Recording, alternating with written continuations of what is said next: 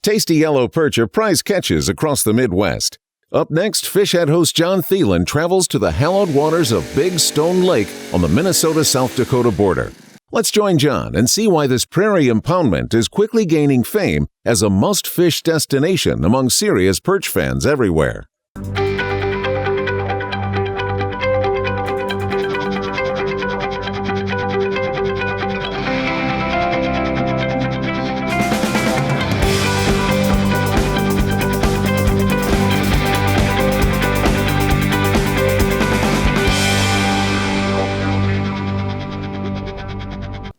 Pretty hot. There he is. Yep.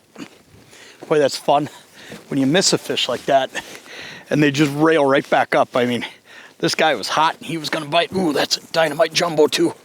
That right there is exactly what you come out to Big Stone to catch. That is a great jumbo perch right there. And here's what's really cool about this. We're a little bit before that prime time. You can hear augers. They're running behind me. People are moving all over. And the reason that's happening is people are coming out for this prime time bite. Fish like that, they're going to go really good at prime time. And here's why. This year's a little bit different than other years. There's years that you can come out here and you're going to catch fish all day long. But one of the things that's different this season is you look around and we don't have any snow on the ice. I mean, there's no snow on the shoreline.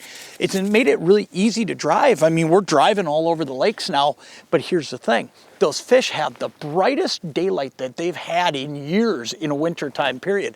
So what's happening is it's making those prime times, those early mornings and those afternoons way more important. So you're picking up some bonus fish right when you get out here, but this is the time of the day that you can kind of count on the fact that they're going to get going and you're going to be able to put a bunch of fish on the ice. Now, one of the things you can do is get out here a little bit early, get these holes drilled, and just, spend that time with that little bit of patience to know the areas. Because if you can see a few fish on your screen, you know that when you get to that prime time period, they're gonna go pretty nuts.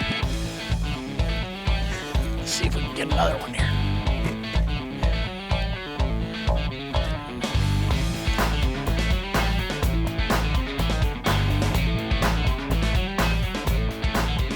There, he's got it. Got him that time. Oh yeah, that one feels like a pretty decent fish. I don't know that he's a giant, but oh, he is a pretty good one. Look at that. Man, I'll tell you what, that is just a ton of fun when you get on perch like this. One little adjustment that I made here just a second ago is helping me get some bites, and I'll show you what it is. Earlier, I was really just globbing these Euro larvae or spikes, whatever you want to call them. I was just globbing them on there.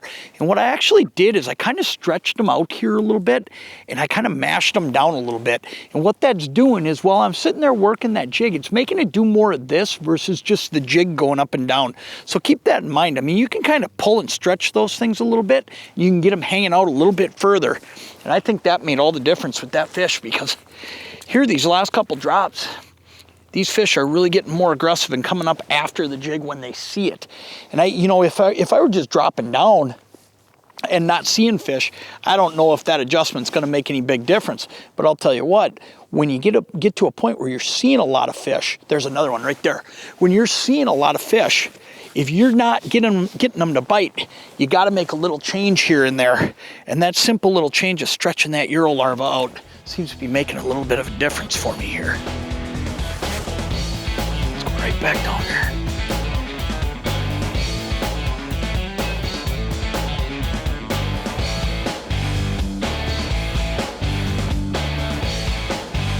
Had a couple lookers, but they didn't take. And our light conditions are changing a little bit. You can still see we've got the bluebird skies out here, but above us we've got some clouds. It almost makes you wonder if the fish aren't going through a little bit of a transition too, and if a different color of some sort might make a big difference. So let's make a quick change. We'll see. A lot of times it can be as simple as a color change. You can get them turned right back on. The main time that I really look at it and say it's time to change colors is when I get a couple fish come up and look and not take it. And that's what I've had here. If they were coming up and hitting it, I wouldn't change colors.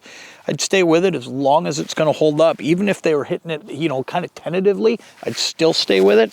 But these fish, now they're looking and turning around. Let's try something a little bit brighter and see if we can't grab their attention. All right, let's see if that one will make a difference.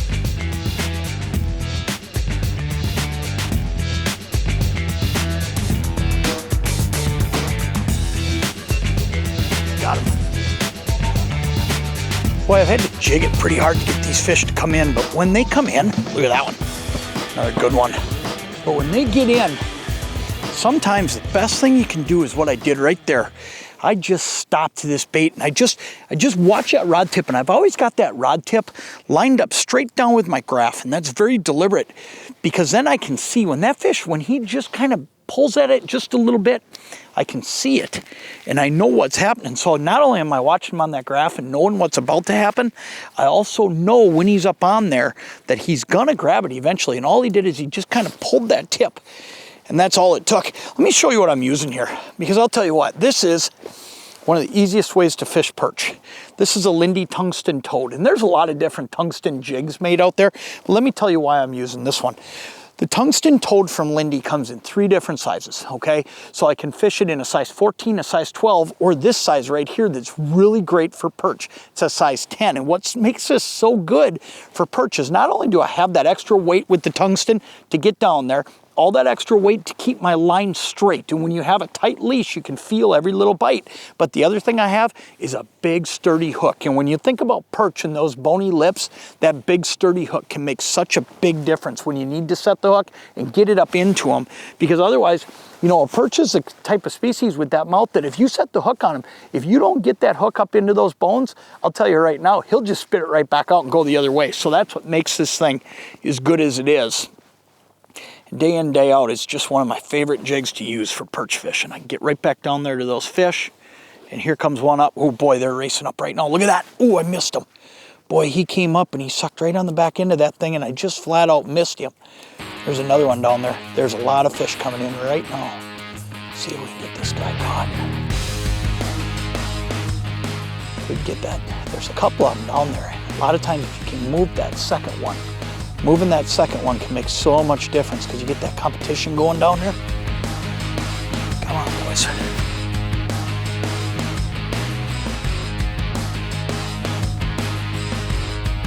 There he is, got him that time. Oh boy, that feels like a real good one. Boy, that guy, he came up and down with me over and over and over. Oh yeah, look at that. What a great way to wrap up an evening. Boy, I'll tell you, this perch fishing, I say it time and time again, it's some of the funnest fishing you can do. And fish like that, you know, they're pretty willing participants, and it doesn't matter where you go, but you take a body of water like this and you get out and you just fish real simple. You know, I mean, I've sat in one spot for most of the day and just let these fish come to me and keep dropping down some different colors here and there and change that cadence just a little bit every now and then. And you know what? You can throw a fair amount of perch on the ice in a real hurry. It's been a great afternoon.